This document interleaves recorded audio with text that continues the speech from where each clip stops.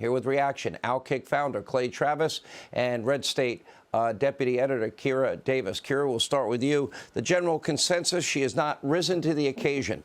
Why is it the never-ending giggling? Maybe you can explain this to me. I cannot interpret that. Maybe you can explain, why is it the word salads where she sounds like she's lecturing a group of first graders when she talks to people? What is this all about? Well, Sean, welcome to California, where I'm coming to you from today. This is what we have to offer you. This is the state where our politicians fail upward. They have absolutely no pushback. They don't have to really work for their jobs. It's just sort of a royalty position at this point. So she's never really had to prove herself before. And then, you know, they say iron sharpens iron, but this is California, and iron and sharp objects are basically illegal here. So I don't know how a person like Kamala Harris is supposed to, you know, learn how to do her job correctly. You're absolutely right. She is a failure, but we're not exactly sending our best from California. Sorry about that. I'm not even sure, Clay, if she can stay on the ticket if Biden does run again. I'm not sure if she would remain on the ticket. What did you make of Hillary Clinton's comments? And what is your general impression of the speaking style like we just played for you?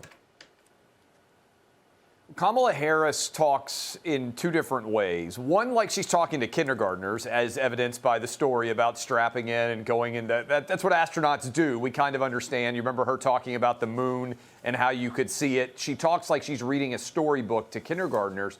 Simultaneously, she also talks, and Sean, you may have been in this camp before, Kira might have too.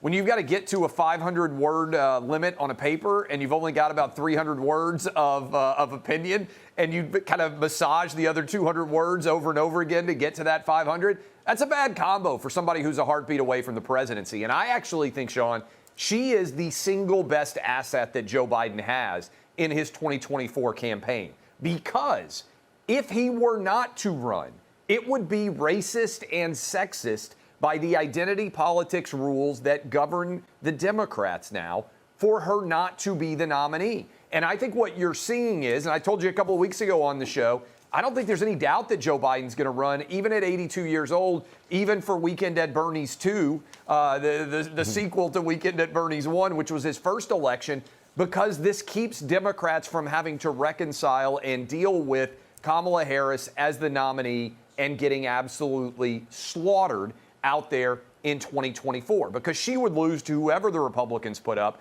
and she might lose in a Ronald Reagan-style wipeout. She might be the Walter Mondale of 2024, 40 years later. So I think that's what they're trying to figure out.